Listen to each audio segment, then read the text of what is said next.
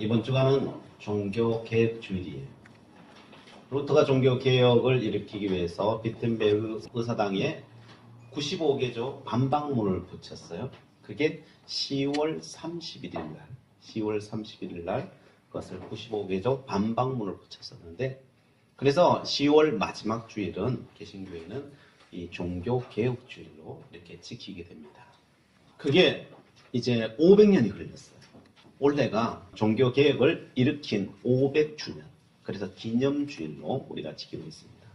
사실 뭐 100년이 흘러도 사실 굉장히 긴 시간인데, 그게 500년이, 종교개혁을 일으킨 지 500년이 지났다. 이 반세기가 지나간 거잖아요. 그래서 한국 교회에서는 이 500주년을 맞이해서 기쁜 뜻깊은 행사들을 총회적으로나 학술적으로나 그렇게 하고 있습니다. 그래서 우리는 이 몇 주 동안 이 종교개혁의 중요한 태제들, 이것을 우리가 나누면서 또 은혜를 나누기를 원합니다. 종교개혁이 온전히 정착되기까지 쉬운 세월이었느냐? 결코 쉽지 않습니다. 어떤 한 교회가 서가는데도 쉽지 않잖아요. 그죠? 우리 교회도 마찬가지지만은 한 교회가 서가는데도 작은 세월이 걸리지 않아요. 또 한 사람이 서는 것도 마찬가지죠. 어릴 때부터 시작해서 인격적으로 성장하는 데까지 많은 시간이 걸리고 희생과 사랑이 있어야 되는 것처럼, 한 기독교회가 세워지는 것, 종교개혁을 일으키고 세워지기까지는 굉장히 많은 시간이 걸려요. 100주년 때는 어땠느냐? 100주년이면 사실 굉장히 많은 시간이 지났음에도 불구하고 개신교회는 제대로 서지를 못했었어요. 100년이 지났는데 1617년이 있죠. 그때는 루터교가 있고 또 여기에 개혁파가 또 있었어요. 그래서 굉장히 많은 논쟁이 벌어졌어요. 그래서 전쟁의 위험까지도, 서로가 이 전쟁의 위험까지도 갔었어요. 그 중심에 있었던 문제가 뭐냐면은 이게 성만찬의 문제 때문에. 이 성만찬을 어떻게 볼 것이냐? 해석을 해야 되는데, 가톨릭은 이제 화채설을 이야기했고, 우리 개신교회에서는 기념설이라는 것도 있고 영적 임재설이라는 것도 있고, 다양한 이 하나를 보는 것도, 성만찬 하나를 보는 것도 다양한 각도를 보고 다양한 각도를 보는 것만큼 나뉘어지는 그런 일들이 많았어요. 그래서 하나의 종교가 생기고 또 하나의 주제가 생기는 것이 쉬운 것 같지만요, 이게 쉽게 세워지지 않아요. 우리가 갖고 있는 이 전통이라고 하는 것들도요, 이게 쉽게 하루아침에 세워지는 게 아니라 그 당시에 종교개혁이 일어나고 100년이 지나고 그 하나의 문제 때문에 서로가 전쟁이 일어날 정도의 그런 상황까지 일어난다. 그리고 1년 뒤에 무슨 일이 일어나냐? 101년 되는 해에 개신교회의 연합과 로마 카톨릭과 전쟁이 일어나요. 이게 서로가, 종교 문제가 항상 전쟁과 연관이 되어 있죠. 이 개혁을 하고 전쟁이 일어났는데 몇 년 동안 하느냐? 30년 동안. 30년. 그러니까 얼마나 많은 사람이 죽어나갔겠어요. 자기 신앙 하나 지키려고, 믿음으로 지키려고 30년 전쟁을 치릅니다. 200년이 지났어요. 1717년 200주년 되었을 때예요. 그때도 이제 성대하게 잔치를 열어야 되는데 또 그렇지도 못했어요. 왜냐하면은 이 작센주의 선제후였던 이 프리드리히 아우구스트가, 이 작센주의 공작이 기독교에서 가톨릭으로 개종을 해버렸어요.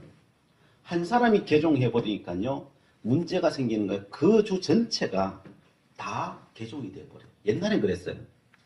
봉건 왕이 개종을 하면요, 그 밑에 있었던 모든 사람들은 다 개종해야 돼요. 옛날에는 그랬어요. 봉건제도 사회 때는. 그래서 종교개혁 200주년을 맞이하였는데, 그 작센주가 뭐냐면은 루터가 종교개혁을 일으켰던 그 중심주예요. 중심주. 그 주가 이게 뭐 뒤집어져 버리니까요, 이게 뭐 축제를 열 그런 분위기가 아닌 거죠. 이제 300년이 지났어요. 1817년이 이제 300주년이에요.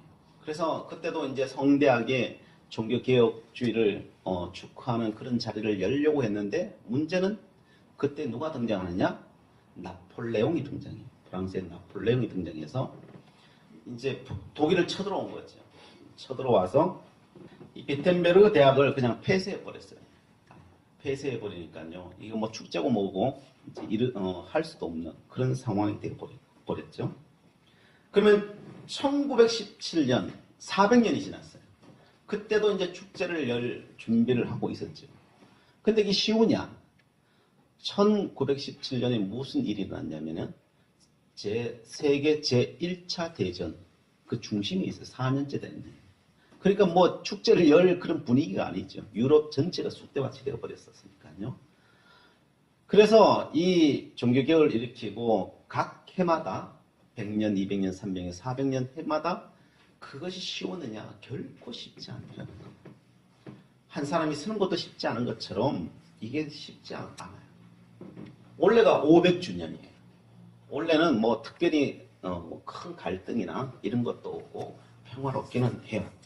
그러면 성대한 축제를 열 준비가 되어 있느냐?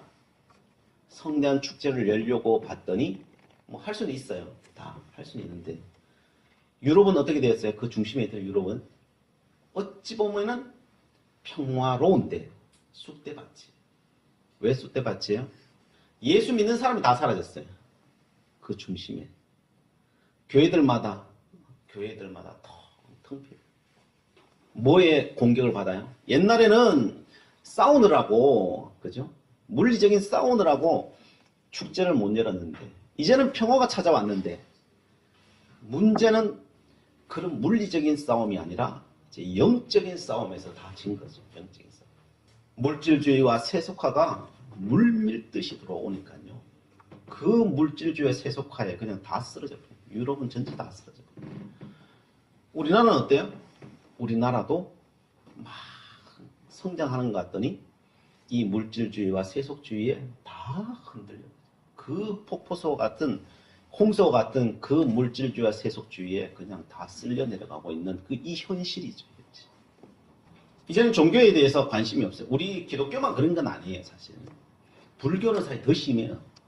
더 심하고 천주교도 마찬가지고 전체적으로 종교에 대한 관심과 공신력은 점점점 떨어져 가고 있는 이런 현실 앞에 우리가 있습니다. 이럴 때일수록 우리가 다시 한번 종교개혁 정신으로 돌아가야 될 것 같아요.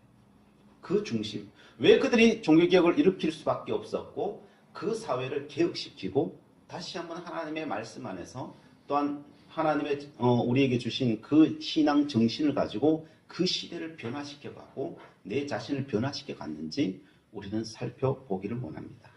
이거 없이는 그 신앙의 근원으로 들어가서 왜 그렇게 할 수밖에 없었는지에 대해서 살펴보면서 오늘 이 시대를 우리가 수술해낼 수 있는 길은 이거밖에 없다.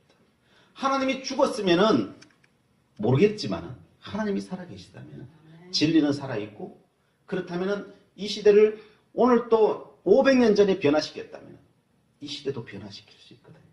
그래서 우리가 어떻게 변화시켜 나가야 될 것인가. 먼저 내 자신부터 변화시키고 또한 이 시대 주의 교회 마찬가지죠. 변화시켜 나가야 될 줄 믿습니다. 자, 그 첫 출발이 어디서 시작되었느냐? 그 첫 출발은 오늘 본문에 주보에 나오지 오직 성서예요. 오직 성서. 그들이 그 종교개혁을 일으킬 수 있었던 그 이유가 뭐냐? 오직 성서예요. 오직 성서. 그러면 종교개혁 시대에 성서가 없었느냐? 성서가 있었어요. 그들은 성서를 보면서 신앙생활을 했었습니다. 그런데 왜 종교개혁자들이 오직 성서라고 말했는가? 그 당시에 이 사람들은 성경을 읽지를 못했었어요. 왜냐하면 성경이 전체가 뭘로 기록되어 있냐면요. 라틴어로 기록되어 있어요. 라틴어. 그러니까 라틴어는 우리로 따지면은 한문과 같은 거예요. 한문. 우리 한글을 쓰고 있는 시대에 성경은 한문으로 되어 있어요. 한문으로 되어 있어요. 이걸 해석해내느냐? 해석하면 안 돼요. 그냥 한문으로 봐야 돼요.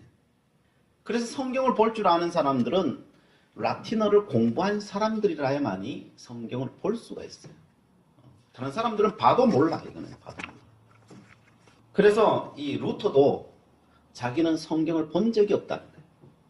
언제 봤느냐? 그는 수도사가 되어서야 성경을 봤다는 거예요. 성경. 루터는 이렇게 말합니다.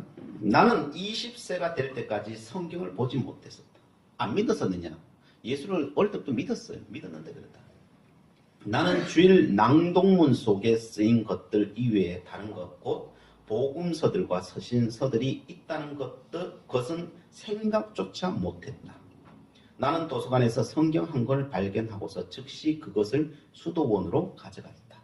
나는 성경을 읽고 또 읽고 반복하여 읽고 슈타우 피츠 박사가 깜짝 놀랄 때까지 읽었다. 요거 돼 있어요.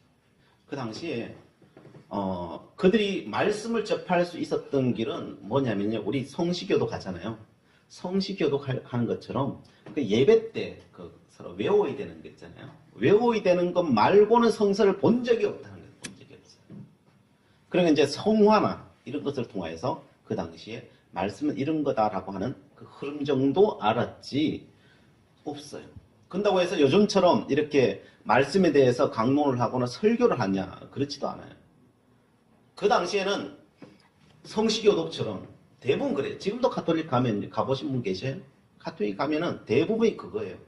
말씀 중심이 아니라 그냥 이런 성식 교독 같은 이것이 계속 반복되는 이것의 반복이에요. 의식의 반복, 의식의 반복. 그래서 그들은 한 번도 제대로 하나님의 말씀을 통째로 들어본 적이 없어요. 한 번도. 그리고 왜 사람들이 성경을 또 접하지 못했느냐? 그것은 성경의 값이 너무 비쌌었기 때문에. 당시 필사본의 성경의 값은 이제 500불텐이라고 해요. 500불텐. 우리나라 돈은 지금 돈으로 환산하면은 한 5억 정도 돼요. 5억. 옛날에는 뭐 종이 기술도 발달하지 않았고, 그리고 다 이것은 이 로마 가톨릭이 독점하고 있었어요. 아무나 이걸 필사할 수가 없어요. 필사하는 사람만 필사할 수 있었고, 그것도 판매권도 다 로마 교황청에 있었고, 그리고 이 성경 말씀을 또 토시가 틀리면 안 되기 때문에요. 전문 필사자들만 필사를 했기 때문에 그 한 권을 가지려고 하면요. 양피지에 기록하기도 하고 했기 때문에 이 한 권을 가지려면 5억 정도의 돈을 줘야 돼요. 일반 서민들이 5억 주고 그걸 가질 수 있겠어요? 요즘도 5억 주고 누가 책 한 권 가지라 그러면은 살려고 하면은 갑부 아니면은 이걸 살 수 없는 가격이에요. 그러니까 누구도 이 성경책을 가질 수 없어요. 그냥 이 성당이나 도서관이나 큰 도서관이나 성당 뭐 정말 부유한 집에서 가질 수 있었겠죠. 그 정도 수준을 가지고 있었던 거죠. 그래서 성경을 볼 수가 없었어요. 그러나 종교개혁이 일어날 수 있었던 이유는 루터 때문이고 또 하나의 중요한 것이 인쇄술이 그때 발전이 됐어요. 인쇄술. 그래서 루터가 이 독일어로 성경을 이제 다시 번역을 하고 그리고 인쇄술에다가 맡긴 거죠. 그랬더니 그 성경책 값이 얼마가 됐느냐? 1.5불텐이었어요. 1.5불텐이면은 얼마냐? 요즘 돈으로 한 150만 원. 그래도 비싸죠. 요즘 뭐 몇만 원 주면 사는데 그 당시에 150만 원 주고 그걸 사야 되니까요. 그것도 작은 돈은 아니지만은 그래도 신앙이 열심히 있는 사람은 몇 달 동안 돈을 벌어서 그래서 간직하고자 하면은 할 수 있는 정도의 수준이 되었던 거죠. 그래서 사람들이 그 성경을 가지고자 그렇게 노력했고 그걸 사서 읽기 시작한 거지. 읽어보니까 지금까지 신앙생활을 했던 것이 로마 교황청이 했던 것들이 무엇이 잘못됐는지 알게 된 거죠. 그래서 거기서 종교개혁이 일어났던 것이죠. 그 당시에는 로마 가톨릭 교회는 성서보다는 전통이 중요했어요. 전통은 꼭 나쁜 건 아니에요. 전통이 나쁜 건. 전통이 뭐냐면요. 전통이라는 것은 성서를 해석한 게 전통이에요. 성경을 해석한 게.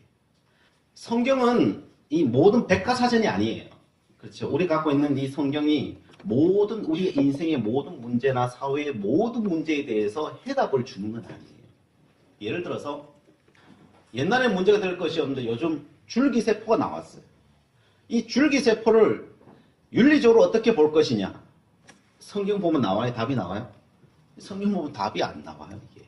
성경이 어디 줄기세포는 이렇게 대해라 라고 하는 게 없잖아요. 없잖아요. 이런 문제는 나와 있지 않아요. 그러면 기독교 정신에 입각해서 신앙에 입각하고 신학에 입각해서 이 줄기세포에 대해서는 어떻게 볼 것인가 기독교회가 모여서 지도자들이 모여서 신학자들이 모여서 이것은 이렇게 보는 것이 합당하다 라고 이 회의를 거쳐서 나오면 이게 뭐가 되냐, 이게 전통이 되는 거예요. 이게 전통. 그래서 전통도 굉장히 중요하죠. 중요한데 왜 종교개혁을 그 전통이 기반되어 있다고 해서 종교개혁을 일으켰느냐, 그 전통이 그냥 성서에서 나온 말씀을 기준해서 종교회의를 통하여서 온전히 나온 것이면은 사실 문제가 될 것은 없었어요. 없었는데 문제는 그렇지 않고 각 교회와 개인이 자기의 사리사욕을 정당화시키는, 사리사욕을 정당화시키는 것으로 이 전통이라는 것을 만들어서 사용했기 때문에 그래요. 그 대표적인 게 뭐예요? 그 대표적인 게 면죄부를파라는 거죠. 면죄부. 그 당시에 성 베드로 성당을 지어야 되는데 돈이 너무 많이 들어가는 거예요. 지금도 성 베드로 성당 가보신 분 계시죠? 으리으리하죠. 그걸 짓는데 그 당시 돈으로 어마어마한 돈이 들어가니까 이 돈을 이제 모금하기 위해서 판매한 게 면죄부예요. 동전이 연보하면 바닥에 땡그랑하고 때리자마자 영혼이 연옥으로부터 날아오른다. 이렇게 이야기합니다. 성경이 어디에 헌금 딱 넣으면은 영혼이 그냥 연옥에 있다가, 한마디로 지옥 가기 전이죠. 지옥 가기 전에 있다가 천국으로 획 가버린다. 이런 말도 안 되는 이야기를 지어낸 거죠. 그것은 오직 자기의 이익을 위해서 성경에 그 비스무리한 것이 있으면 그걸 갖다가 붙이는 거죠. 갖다 붙이고, 사람들이 성경을 안 읽고 모르니까요. 성경도 없고 모르니까 그런 것을 갖다 붙여서 사람들 이야기하니까 그런가 보다. 그런가 보다라고 하고 다 믿던 거죠. 오늘 성경의 말씀에도 이렇게 이야기하고 있습니다. 우리는 수많은 사람들이 하나님의 말씀을 혼잡하게 만들어요. 그 순전함으로 하나님께 받은 것 같이 하는 것이 아니라 혼잡하게 만든다고 오늘 고린도전서 2장 10절 말씀하고 있습니다. 여기서 혼잡하다는 것은 무슨 뜻이냐? 상인들이 사기를 치는 것. 이걸 혼잡하다는 단어로 쓰고 있습니다. 포도주에 물을 타서 파는 행위, 그것을 혼잡하다라고 하는 단어로 사용되고 있습니다. 그래서 표준세번역에는 오늘 본 말씀이 이렇게 되어 있습니다. 많은 사람들은 하나님의 말씀을 팔아서 먹고 사는 장사꾼이 되었습니다. 라고 표현해요. 하나님의 말씀을 팔아가지고 장사하는 거예요. 장사하는 거. 이걸 혼잡하게 하다는 거예요. 혼잡하게. 기독교 안에도 하나님의 말씀을 가지고 장사하는 거 있잖아요. 돈 받고 장사하는 거. 이건 말씀을 혼잡하게 하는 거예요. 이게 옳지 않다는 거예요. 반대로 순전함이 행하라는 거예요. 순전히 행하라는 거예요. 순전한 것은 맑은 것을 이야기해요. 햇빛에 비추어 봐서 투명하게 비치는 거. 다이아몬드 있죠? 다이아몬드를 햇빛에 비추면 영롱한 빛이 나잖아요. 그건 이제 순전한 맑은 것을 이야기하고 있습니다. 당시 가톨릭 교회는 전통이란 명목 아래서 하나님의 말씀을 물을 타기 시작합니다. 물을 타는 거. 이것이 바로 결국은 교회를 무너뜨리는 일이 된 것이었죠. 그래서 종교개혁은 뭐냐? 그 물 타는 거, 그 엑기스에 물 타는 거, 이걸 버리는 거예요. 오직 말씀만 보자는 거죠. 오직 말씀만 보자. 그래서 루터는 보름스 의회 석상에 불려갔죠. 95개조 반박문을 붙이고 보름스 의회가 그를 불렀죠. 불러서 너가 당장 그것을 철회하지 않으면, 내가 잘못했다, 잘못 붙였다, 철회하지 않으면 너는 사형당할 수 있다. 엄포를 놓는 거지. 엄포를 놓으면서 내일까지 다시 한번 생각하고 이 자리에 와라. 그리고 그것을 처리한다는 것을 가지고 와라. 그렇게 됐어. 루터도 얼마나 두렵겠어요. 사람인데. 재판받고 나면 자기 죽을 수 있잖아요. 충분히 죽는 건 죽을 수밖에 없는 상황이에요, 사실. 그가 돌아갔어요. 집에 돌아가서 사실 얼마나 두렵고 떨렸겠어요. 그러면서 다시 성경을 보는 거예요. 내가 혹 잘못 본 게 없나? 하나님의 말씀에 내가 잘못 본 게 없나? 내가 95개조 반박문을 썼는데 거기에 근거된 하나님의 말씀과 내가 본 게 잘못된 거 없나? 밤새를 보는 거예요. 잠이 왔겠어 사실은. 그러니까 그것을 보면 다시 한번 말씀을 뒤지면서 내가 잘못된 말을 했나 안 했나 보니까 내가 말한 게 틀린 게 없는 거예요. 성서에 그대로 다 돼 있는 거예요. 그래서 다음 날 와서 철회해라 라고 했더니 이런 말을 합니다. 제가 성경의 증거나 명백한 이성에 의해서, 이 머리의 이성에 의해서 다른 확신을 갖지 않는 이상, 성경과 이성에 있어서 이렇게 내가 다른 확신을 갖지 않는 이상, 왜냐하면 저는 교황이나 종교회의의 결정만을 신봉할 수 없기 때문인데, 그들이 서로 모순되고 실수를 저지른 예가 많았던 것은 이미 잘 알려진 사실입니다. 종교회의가 내가 말씀에 비춰보니까 잘못된 일이 너무 많다는 거예요. 저는 제가 인용한 성경에 의해서 사로잡혀 있으며, 저는 저의 양심은 하나님의 말씀에 의해 포로가 되어 있습니다. 저는 아무것도 철회하지 않을 것이며 철회할 수도 없습니다. 루터는 그들 앞에서 정말 무섭죠. 무서운 그 앞에서 하나님의 말씀이 그렇다면은 나는 그 말씀대로 살겠습니다. 당신들이 나를 죽이든 말든 상관하지 않습니다. 나는 말씀과 내 이성에 비추어 봐서 틀린 것은 틀리고 맞는 것은 맞는데, 내가 공판 95개조 조항은 결코 거기에 어긋남이 없습니다. 라고 선포한 것이죠. 루터나 종교개혁자들, 찌빙글리나 루터나 칼빈은요, 그때부터 말씀을 증거하는데 어떻게 증거하느냐? 한 구절을 읽고 그 말씀에 대해서 강의를 하는 거예요. 또 한 구절을 읽고 또 강의를 하는 거예요. 이 말씀이 뭔지 사람들이 말씀을 몰라요. 말씀을 몰라요. 그러니까 한 구절을 읽고 말씀을 강의하고, 말씀을 한 구절 읽고 강의하고, 굉장히 시간이 많이 걸리죠, 사실. 그렇게 설교를 하면은. 그래서 강의 설교를 해요. 종교개혁자들. 우리가 말씀을 알아야 된다. 이 말씀을 알아야 된다. 그래서 그때부터 강의 설교를 하기 시작했던 것입니다. 그때부터 사람들은 우리는 오직 그 말씀을 따라 살아가겠습니다. 그래서 급진적인 사람, 정말 그 말씀대로 우리는 정말 살아가야 되겠습니다. 라고 생각하는 사람들은요, 종교개혁의 좌파라고 하는 사람은요, 하나님의 나라가 이 땅을 다스리고 있는데 그 말씀대로 우리는 살아갈 것입니다. 라고 하면서 산상수훈 말씀을 그대로 따라 살아가는 사람들도 있었습니다. 그래서 누가 오른뺨을 떼면은 왼뺨으로 돌려드리는 겁니다. 그리고 거기에 보복하지 않고 용서하는 거예요. 그냥 말씀대로 살아가겠다는 거예요. 말씀대로. 그 아미시 교도들이 그런 삶을 살았어요. 그래서 종교 개혁을 일으키고 이들이 하나님 말씀대로 살아가려고 하다 보니까 사람들이 또 박해가 심한데, 그 당시에는 우리 100년이 지났는데도 뭐 다 잡아 죽이자고 30년 전쟁하고 그랬었으니까요.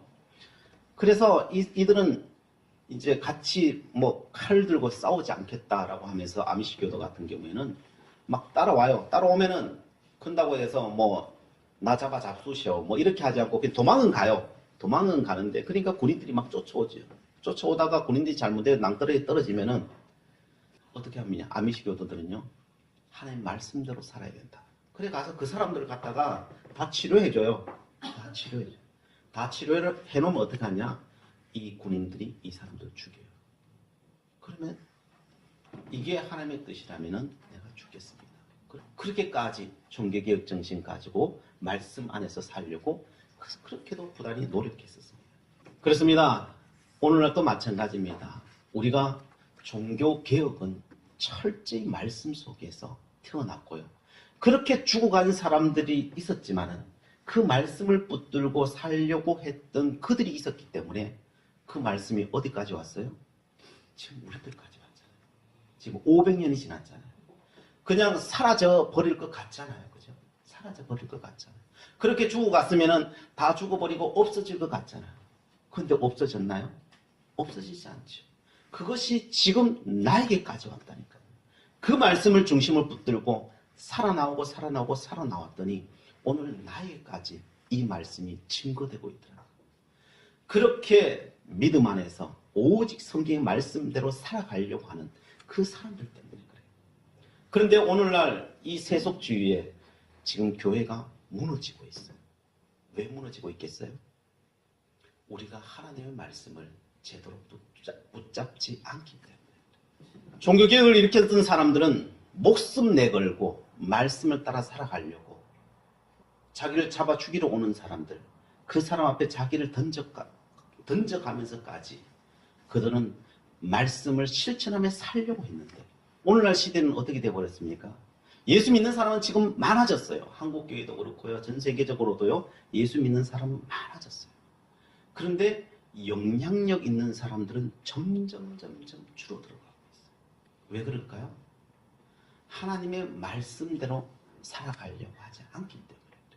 아닌데 우리는 날마다 말씀을 듣고 말씀대로 살아가려고 하는데요. 그렇게 이야기하죠. 그래요. 열심히 있어요. 한국교회 뭐 성경 맺독하기, 기도 몇 시간 하기, 뭐 우리가 종교적으로 참 열심을 내고 있어요. 안 낸다는 건 아니에요.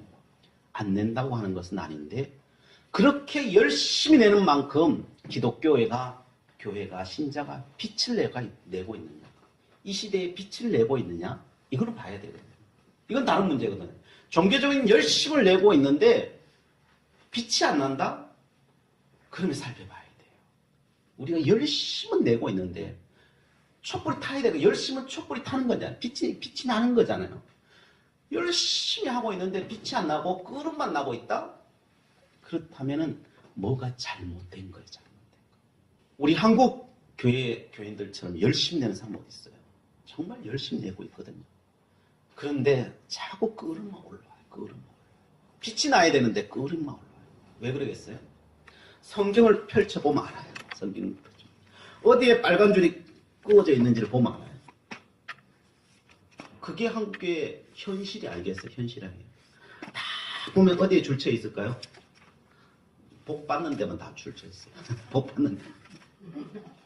복 받는 데만 다 줄쳐 있어요. 아니, 우리 힘드니까 사실 그죠? 거기 줄쳐 있는 게 뭐 그게 뭐 잘못됐다는 것보다도 힘드니까 그렇긴 한 것은 사실이에요. 그러나 그 복은 믿음 안에서 결과로 나타나는 거지. 믿음 안에서 삶이 없이 그 결과로 나타날 수 있느냐? 그게 나타나지 않거든요. 그런데 우리는 그 결과만 따먹으려고 해요. 정말 신앙 정신은 뭐예요? 정말 신앙 정신은 우리가 줄치지 않는 부분이에요, 사실은. 줄치지 않는 부분. 그 줄치지 않는 부분이 더 중요해요, 사실.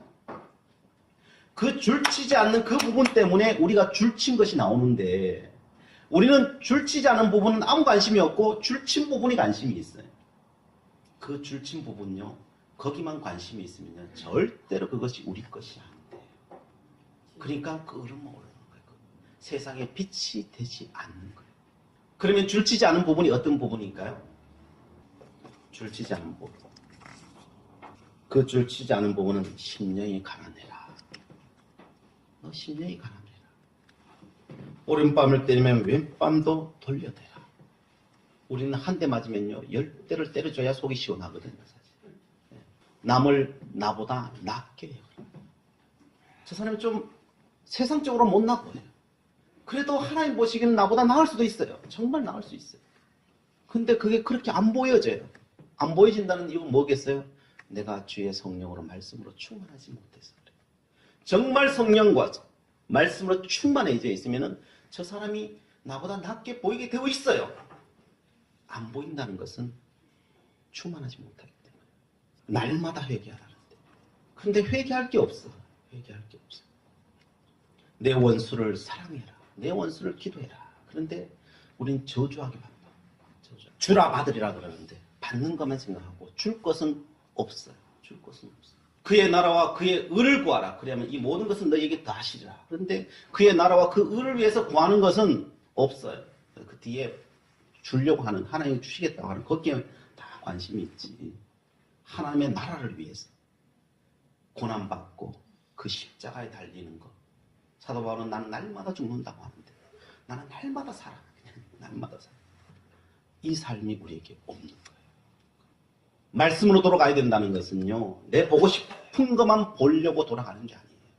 내가 보기 싫은 거예요. 그걸로 돌아가야 되거든요. 그게 종교개혁이에요, 종교개혁. 우리가 봐야 되는 건요, 지금 줄친 거 말고 줄치지 않은 거, 내가 싫어하는 거, 고난당하는 거, 내가 줘야 될 거, 거기에 관심까지 시작하면요, 다시 종교개혁의 역사는 일어나고 다시 이 땅의 횃불이 밝아질 것이며, 또한 하나님께서는 이 땅을 굽어 살피시고 우리 인생을 축복하시고 우리의 앞날을 반드시 지켜내시리라 믿습니다. 기도하시겠습니다. 사랑의 하나님, 종교개혁 500주년을 맞이하여서 종교개혁의 정신을 생각하면서 저희들 신앙생활하고자 합니다. 오직 성서였습니다. 그 말씀을 중심하여서 아버지와 살아갔을 때 종교개혁과 오늘 우리에까지 하나님의 말씀이 임하였고 우리가 예수 그리스도를 믿는 그 은혜를 누리게 되었습니다. 오늘 또한 우리 후손들에게 우리 이웃들에게 오직 말씀을 증가하기를 원합니다. 그러기 위해서는 아버지여 저희들 정말 하나님의 말씀이 내 말씀이 되어야 될진데 다시 보게 하여 주시옵소서. 그 말씀을 실천할 수 있는 저희의 삶의 자리로 갈 수 있도록 저희들을 도우시고 인도하시고 나부터 종교개혁의 중심에 설 수 있도록 도우시고 인도하여 주시옵소서. 예수 그리스도의 이름으로 기도드리옵나이다. 아멘.